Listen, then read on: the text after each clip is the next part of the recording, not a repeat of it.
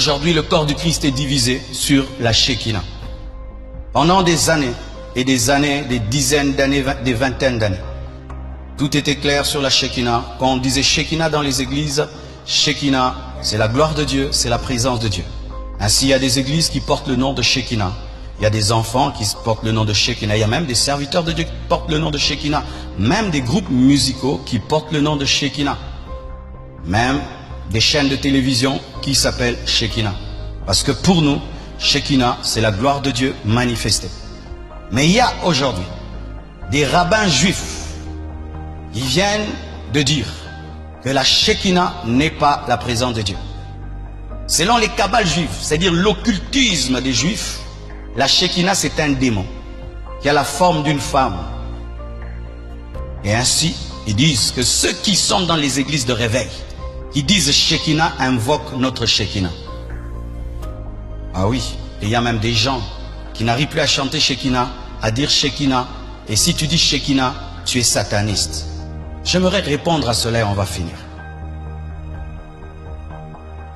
Voici, c'est vrai, dans les kabbales juives, il y a un démon qu'on appelle Shekinah. C'est vrai. Voici, c'est vrai, dans les kabbales juives, il y a un démon qu'on appelle Shekinah. C'est vrai, c'est vrai, c'est vrai. Prenez $1 dans votre poche, regardez le grand sceau. Vous remarquerez dans l'envergure de l'aigle, vous verrez l'étoile de David, faite de 13 étoiles. Pourquoi est-ce que l'étoile de David est là-dedans? Autour de cette étoile, le nuage et la gloire Shekinah éclatent, symbolisant la gloire Shekinah qui était au-dessus du tabernacle. George Washington a dit « Je veux que ce soit sur le dollar pour que les gens reconnaissent la contribution que le peuple juif a fait aux États-Unis d'Amérique. » Non seulement on enseigne aux chrétiens d'aujourd'hui d'être pro-juifs et pro-Israël, mais en plus, d'étranges doctrines du Talmud et de la Kabbale s'insinuent dans les églises et sont présentées comme des doctrines chrétiennes. Par exemple, de nombreux pasteurs utiliseront le terme « Shekinah », comme si c'était quelque chose de l'Ancien Testament, alors qu'en réalité, c'est un mot qui n'est jamais retrouvé dans la Bible, pas une fois. Donc la Shekinah fait référence à la présence divine. Et c'est un mot féminin en fait, ce n'est pas masculin. Par exemple, si Moïse de Léon avait sorti que « J'ai eu l'idée que Dieu est une femme », il se pourrait que ça ne soit pas très bien passé. Mais maintenant, il a dit que l'ancien rabbin Shimon nous enseignait à propos de Shekinah, la moitié féminine de Dieu et de sa romance avec son partenaire divin, le Saint béni soit-il. Donc, il y a une croyance que Dieu pouvait être à la fois mâle et femelle. The Shekinah is the indwelling presence of God in the universe. It's what emanates from the being of God. La Shekinah est la présence de Dieu demeurant dans l'univers. C'est ce qui émane de l'être de Dieu. Mais pour les Juifs, Shekinah et Dieu sont une seule et même chose. Et il est presque interdit de les séparer. Dieu se manifeste lui-même ou elle-même tout simplement sous la forme de l'inspiration de la Shekinah. Shekinah est quelque chose qui fait partie du Talmud, quelque chose qui fait partie du judaïsme, pas de la chrétienté. Et pourtant, combien de prédicateurs baptistes ont utilisé cette phrase, la gloire Shekinah, dans l'Église, et ce n'est même pas scriptural. Shekinah est quelque chose qui fait partie du Talmud, quelque chose qui fait partie du judaïsme, pas de la chrétienté. Et pourtant, combien de prédicateurs baptistes ont utilisé cette phrase, la gloire Shekinah, dans l'Église, et ce n'est même pas scriptural. Shekinah, Shekinah, Shekinah, Shekinah, Shekinah, oh Shekinah, Shekinah, Shekinah, ayarara, iradinou. Habite-nous, inonde nos cœurs, exprime-toi, Shekinah, oh Shekinah. La Bible est claire, de la Genèse à l'Apocalypse, que Dieu est masculin et non féminin. Si vous enseignez que Dieu est masculin et féminin, vous avez un Dieu différent. La Bible chrétienne enseigne que l'homme fut fait à l'image de Dieu. Et dans le premier épître aux Corinthiens, la Bible dit « Car pour ce qui est de l'homme, il ne doit point couvrir sa tête, vu qu'il est l'image et la gloire de Dieu. Mais la femme est la gloire de l'homme. » Donc, selon 1 Corinthiens 11, l'homme ne doit pas couvrir sa tête, parce que l'homme est à l'image de Dieu, contrairement à la femme. C'est pourquoi, même dans la Genèse chapitre 1, verset 27, la Bible dit « Dieu donc créa l'homme à son image. Il le créa à l'image de Dieu. Il les créa mâle et femelle. » Ils furent créés mâle et femelle, mais l'homme fut créé à l'image de Dieu. Qu'est-ce que ça signifie d'être à l'image de Dieu? Ressembler à Dieu. Quand Jésus marchait sur la terre, il était un homme et Dieu le Père est masculin. C'est un enseignement blasphématoire du mysticisme New Age qui vénère la planète Terre en tant que mère, et l'esprit femelle, et la déesse, et la Kabbale et le New Age. C'est de là que viennent toutes ces choses. Ceci est la forme de la lettre Shin, à l'alphabet hébreu Shim, une lettre très intéressante dans la langue. C'est la première lettre du mot Shaddai, la première lettre du mot Shalom et la première lettre du mot Shekinah, ce qui est le nom de l'aspect féminin de Dieu.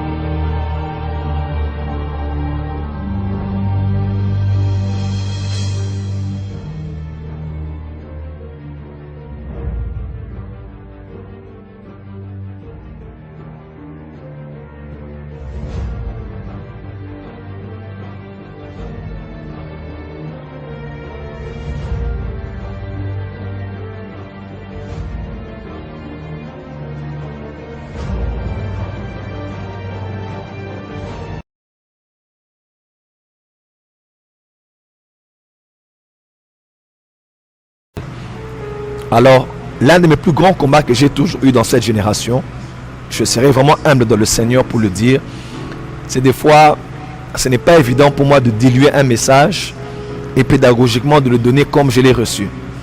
Voyez-vous, ça fait quelques années, par la grâce de Dieu, je suis l'un des hommes de Dieu francophones qui a donné, par qui Dieu est passé pour donner une lumière sur le ministère des anges. Je considère, moi, que les anges sont des esprits au service du Seigneur. Oui. C'est le Seigneur qui doit être prêché. Mais quand vous parlez du ministère des anges, qu'est-ce qu'un chrétien qui apprend ce genre de choses? Ça change quoi dans sa vie? C'est là qu'on dit de vous que vous commencez un peu à détourner le message, centraliser le message sur Jésus, au lieu de nous parler des anges, par exemple. Vous savez, par exemple, aujourd'hui, l'une des voies par laquelle la reine de Saba a connu la gloire de Salomon, c'est par la gloire de ses serviteurs. C'est par la gloire de ses serviteurs qu'on a connu la gloire de Salomon. Autant que l'on voit la gloire d'un Seigneur par ses sujets, autant que le Seigneur veut, en voyant la gloire de ses anges, que nous puissions voir la gloire de ceux qu'il est. Et c'est la méthode que Dieu est en train d'appliquer aujourd'hui. Nous ne parlons pas des anges dans le terme de les adorer. Nous ne tombons pas dans le piège de l'église de Colosse pour ne pas faire de culte des anges. Nous ne sommes pas là. Mais nous voulons révéler aux chrétiens, à part le fait qu'on vous ait beaucoup prêché sur vos ennemis, vous devez aussi connaître vos alliés. Vous connaissez bien l'histoire du serviteur d'Élisée. Il était avec son serviteur et tôt le matin, ils ont vu une grande armée qui sont venus pour leur arrêter. Qu'est-ce qui s'est passé? Le serviteur a eu peur parce qu'il n'avait les yeux fixés que sur les ennemis. Mais le temps est arrivé où le prophète a dit « Sois calme » parce qu'il voyait ce que l'autre ne voyait pas. Il pouvait voir en esprit. Et il a vu une grande armée qui était autour de lui. Il a prié pour son serviteur, il a vu et il a pu voir, il a pu avoir l'assurance parce qu'il ne voyait que les ennemis. Et lorsqu'il a vu les alliés, il a eu la paix. Beaucoup de chrétiens aujourd'hui ont peur, sont devenus suspicieux, sont devenus haineux, sont devenus mauvais. Pourquoi? Parce qu'ils ne connaissent que leurs ennemis. Les chrétiens ont peur de dormir, même lorsqu'ils prient. Lorsqu'on dit par exemple à l'église que c'est le temps de l'adoration, beaucoup de chrétiens n'arrivent même pas à pouvoir adorer. Mais quand on dit combat spirituel maintenant, vous allez voir comment les gens vont battre les mains et vont pouvoir prier. Les gens sont plus habitués à la présence du diable qu'à la présence de Dieu. Alors que dans l'Apocalypse, Christ a reproché l'église d'avoir sondé les profondeurs de Satan. La Bible ne dit pas connaissez et cherchez à connaître l'ennemi ou bien votre arbre généalogique. Mais on dit cherchez à connaître et cherchez à connaître l'Éternel. Donc le royaume des cieux est composé de toutes ces choses. Il y a le roi des rois, il y a son armée, et ce n'est pas mauvais si on parle de ces alliés qui sont avec nous. Prêcher l'évangile ne veut pas dire prêcher Jésus. Prêcher l'évangile veut dire prêcher la parole de Jésus. La parole de Jésus, c'est Jésus lui-même. Non, la parole de Jésus parle aussi de l'amour. La parole de Jésus parle aussi du pardon. La parole de Jésus parle aussi du royaume. La parole de Jésus parle aussi de la famille. La parole de Jésus parle aussi des anges. C'est un sujet dont on a parlé dans les Écritures, tant dans l'Ancien Testament que dans le Nouveau Testament. Il ne faut pas qu'à cause de certains abus, que l'on puisse nier la vérité. La vérité reste la vérité. On doit prêcher la parole autant que je parle du Saint-Esprit, je parle de Jésus. Ceux qui me connaissent savent comment est-ce que je parle beaucoup de la personne du Saint-Esprit, beaucoup de la personne de Jésus. Mais ce n'exclut pas que l'on parle des anges. Est-ce que c'est un péché? Est-ce que c'est anti-biblique alors que la Bible raille cela? Mais si la Bible en parle, nous devons en parler. Alors, le ministère opère avec le ministère des anges. Dites-nous un peu, vous voulez dire quoi? De quoi est-il question ici? Notre but est de pouvoir permettre aux chrétiens d'atteindre une autre dimension spirituelle que dans laquelle ils sont aujourd'hui. Voyez-vous, Papa Perrault, les défis dans lesquels nous sommes aujourd'hui, le contexte de lequel nous sommes, non seulement sur le plan politique, que sur le plan national, que sur le plan international, le diable a aussi une armée. Le diable a aussi un système qui s'est implanté, qui infiltre les banques, qui infiltre les églises, même jusqu'aujourd'hui. Et ces gens-là opèrent avec des esprits mauvais. Mais Dieu a disposé les esprits pour nous, afin que nous opérions avec eux. Imaginez-vous un peu, on veut le tuer Jacques, Pierre est arrêté, le lendemain on devait le tuer. Mais qu'est-ce qui se fait? L'église prie. Et lorsque l'église prie, elle prie à Dieu, Dieu a envoyé un ange. Et cet ange a sorti Pierre de prison de manière surnaturelle. Nous voulons montrer aux chrétiens comment vous pouvez activer le ministère des anges avec vous. Comment vous pouvez mettre les anges en mouvement tout autour de vous. Nous ne parlons pas ici d'adorer les anges ou de prier les anges. Ça devient compliqué, non, Joël, toute cette situation. Activez les anges, prions les seigneurs. Pourquoi vous ne voulez plus l'évangile simple? Pourquoi l'évangile n'est plus prêché dans ce pays dans sa simplicité légendaire? Prions les seigneurs va décider d'envoyer les... Est-ce que c'est à nous d'activer le ministère des anges? C'est là qu'on parle de cette affaire d'angiologie. Il y a quelqu'un aujourd'hui... L'angiologie fait partie de l'angiologie. Miracle. Est-ce qu'on en a besoin aujourd'hui?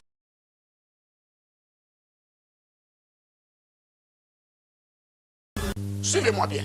Un esprit possédant une âme et habitant dans un corps. Et le jour où l'homme tombe dans le péché, Dieu dit tu mourras. Mais physiquement, il n'est pas mort. Son esprit est mort. Il est resté un homme animal. Excusez-moi l'expression, c'est la Bible qui le dit. Un homme animal parce que l'animal n'a que le corps et l'âme. Il est resté un homme animal. La dimension de l'esprit a été éteinte, a été détruite. Et lorsque Jésus arrive, il parle de la nouvelle naissance. La nouvelle naissance nous permet donc de renaître en esprit. Nous redevenons des esprits. Je ne suis pas d'accord lorsqu'on dit que l'homme est composé de l'esprit, corps et âme, 3 parties. Moi je dis plutôt, et la Bible confirme, que l'homme est un esprit possédant un corps et une âme et habitant dans un corps. Et ce corps, c'est un véhicule. Et cet homme-là, lorsque Jésus les réconcilie à Dieu, mais il entre en contact avec le monde des esprits. Parce que le monde des esprits se divise en deux. Il y a un monde des esprits mauvais, il y a un monde des esprits bons. On parle du monde, le royaume des lumières et le royaume des ténèbres. Ça contredit tout ce que la Bible nous dit, par exemple, le pasteur, que celui qui a un problème s'enferme dans sa chambre, prie les seigneurs, recommandez votre sort à Dieu, il agira. Lorsque vous venez, que vous nous dites qu'au-delà de cette prière-là, au-delà de ce que nous faisons, il y a des esprits qui viennent à notre secours, les gens se posent la question de savoir quels sont ces esprits. Nous savons dans la Bible que nous n'avons que le Saint-Esprit et Jésus. Mais vous affirmez qu'un membre de l'ordre de Melchisédek bénéficie du concours de certains esprits qui interviennent dans son cas. C'est ce que je viens de lire. Le problème qui me choque de temps en temps quand je vous reçois les pasteurs, je commence de temps en temps à trouver des similitudes entre ce que vous dites et ce qu'on voit dans le monde que vous qualifiez, vous, de monde occulte. Finalement, on ne sait plus qui copie l'autre. Vous parlez de l'esprit, il y a eu une polémique ici à Kinshasa sur ces phénomènes des gens où les gens doivent commencer à sortir à l'esprit, aller opérer. Donc, ça m'a étonné. Vous habitez Bujumbura, moi je peux sortir ici, je vais chez vous à Bujumbura, j'influence votre esprit. Alors, quand vous dites tout ça, j'ai comme l'impression qu'on baigne également dans cette genre dans cette confusion. J'étais à Bujumbura, je suis venu ici à Kinshasa. Sans avoir pris l'avion. Où est le problème? Ah, vous sortez, vous également? Je sors beaucoup. Je sors tout le temps. Ah bah, là, ça devient compliqué, ça. Non, mais je sors facilement, c'est pas un problème. Où est le problème? C'est l'expression sortie de son corps. Ça ne nous est jamais arrivé de prier, de voir que vous êtes quelque part. Non, mais c'est pas vous qui décidez de quand vous allez sortir. Le problème, il est celui-là. Ah, là maintenant, il y a certaines choses qu'il faut expliquer aux gens. Je crois que dans la parole de Dieu, il y a des dimensions qui dépendent du niveau d'âge que l'on a avec le Seigneur. Je ne parle pas ici du voyage astral. J'étais occultiste et je connais bien ces choses.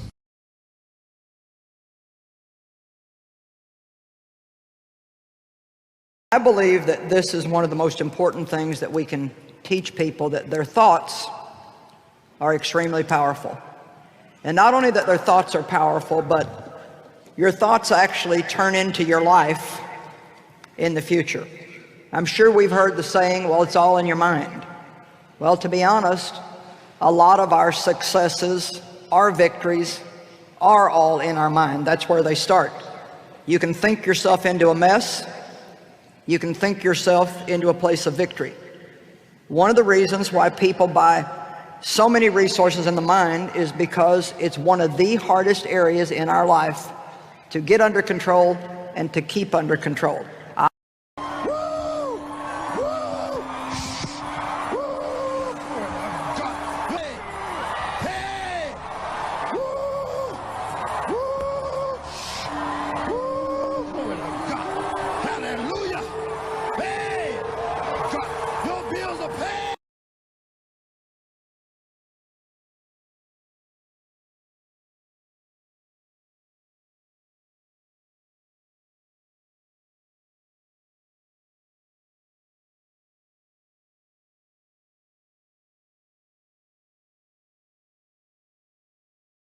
Secret is the law of attraction. Everything that's coming into your life, you are attracting into your life. And it's attracted to you by virtue of the images you're holding in your mind. It's what you're thinking. You see, whatever is going on in your mind, you are attracting to you. Now, wise people have always known that. You can go right back to the ancient Babylonians. They've always known this. It's a small, select group of people. Why do you think that 1% of the population earns around 96% of all the money that's being earned? Do you think that's an accident? It's no accident. It's designed that way. They understand something. They understand the secret. And you